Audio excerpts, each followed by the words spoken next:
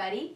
Welcome to another Kids of Aldersgate J.A.M. session. Of course, that means Jesus and me. I'm very excited for today's lesson, but before we get started, let's start where we always start, and that's with prayer. Because remember, you can pray anywhere, anytime, about anything. But first, you have to focus on God. Dear God, thank you for always being there for us, for helping us to remember that you love us even when we make mistakes. Help us to be kind to others and to do the things that you want us to do each and every day. Amen. All right, everybody, so today we're going to talk about one of my favorite stories from the Bible and one of my favorite people, and that's Noah. I really like the story of Noah. Excuse me. Sorry. I am Professor Lovegood, Inspector of Silliness and Shenanigans. Silly? Okay. I have heard that this Kids of Aldersgate program is high on the list of silliness and shenanigans, and I am here to put an end to that. Okay. I will be observing your lesson today, looking for silliness and shenanigans. Okay, kids, so evidently we have an inspector here today. Well, welcome. You've picked a really good week to come and observe, and I don't mind, and the kids of Aldersgate don't mind, anytime you join us for a lesson. So, I'm going to jump right into it, and then if you have questions, don't hesitate, okay? Well, I hope there will be no silliness or shenanigans. Well, there might be a little bit of silliness and shenanigans, but let's get started. So, this story today comes from the book of Genesis, which we know is the very first book in the Bible. And it's a story about Noah. But let me just jump right in. From Genesis, let me read it to you from the Bible. God said to Noah, "It's all over. It's the end of the human race. The violence is everywhere, and I'm making a clean sweep. So build yourself a ship from teak wood." So, it's going to be a great big ship. And did you know that it took Noah 100 years to build the ark? And it was 510 feet long, which is as long as if you took kids 3 space shuttles and laid them end to end. That's how big the ark was. It was the size of 3 space shuttles. I see a hand. There are no space shuttles in the Bible. No. Big check mark. There are no space shuttles in the Bible. Ignore that. There are no space shuttles in the Bible. I just like for kids to understand based on things from today. That is silliness and shenanigans, and we will have none of that. Okay, so let me continue, and I'll try to reduce the silliness and shenanigans. It was also 50 feet tall, and it's the biggest wooden ship ever built. Even to this day, it's the biggest wooden ship ever built. But let me get back to the story. So, from Genesis again, I'm going to bring a flood on the earth that will destroy everything alive under heaven.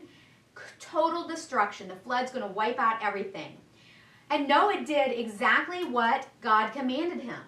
But here's what's interesting, kids. You have to remember that he starts building this big ark, this big ship called an ark, and he was in the middle of the desert. So they probably thought, what in the world? And I told you earlier, it took 100 years. So for 100 years, Noah had this big ark in his front yard building it. And Noah was 600 years old when the floodwaters covered the earth. And Noah and his wife and his 2 sons and their 2 wives. So there were 8 people total on the ark. And they took clean and unclean animals, and they took crawling creatures and flying creatures, and they took all kinds of male and female animals onto the ship. And in 7 days, the floodwaters came. And the flood continued for 40 days, and the water rose and lifted the ship high up over the earth. And the waters kept rising. And the flood deepened on the earth, and the ship floated on the surface. And the flood got worse until the highest mountains were covered. The high water mark reached 20 feet above the top of the tallest mountain. 20 feet above the top of the tallest mountain. And everything died except the things that were on the ark. The people and the 2 of a lot of animals. Not every single animal, but 2 of a lot of animals. Anything that moved was gone. So birds, farm animals, wild animals, the entire teeming exuberance of life. So when I hear that in the Bible, it makes me think it must have been really loud and wild on that ark. And all the people were gone. But no silliness. But no, no silliness. Well, I don't know. There could have been some silliness. I mean, there were cats and mice. That might have gotten a little silly. I don't know. So, anyway, only Noah, his wife, his 2 sons, and their wives, and all those 2 of every animal survived. And the flood waters took over 150 days. 150 days. And after 40 days, Noah opened a window that he had built into the side of the ship. He built this window. And he sent out a raven. A raven is this dark-colored bird. And it flew back and forth waiting for the floodwaters to dry up. And it just kept coming back and forth, probably because there was no place for it to land. Then Noah sent a dove to check on the flood conditions. But it couldn't find a place to land either, because water still covered the whole earth. So Noah brought it back into the ship, and he waited 7 more days, and then he sent the dove out again, and it came back in the evening with a branch, an olive branch in its beak. And Noah knew that the flood was almost finished, that the water was starting to go down. But he waited another 7 days, and he sent the dove out a 3rd time. Some of you might not have known that he sent that dove out the 3rd time. This time the dove didn't come back. So, according to my calculations, Noah, his family, and the animals were on that ark for 370 days. Okay, that's very good. That is one of the other facts, that they were on the ark for 370 days before there was enough land for them to get off of the ark and everything, to get all the animals to get off the ark safely. But God continues. That's not the end of the story. The sign of the covenant, God said, I am making between me and you and everything living around you. I'm putting my rainbow in the clouds, a sign that I will never flood the earth again. So that rainbow was a sign that he will never use flood water to destroy the earth again. So that's why we call the rainbow a covenant of God's promise. And what's really cool is, and this is not silly, this is actual, there's no silliness, no nonsense.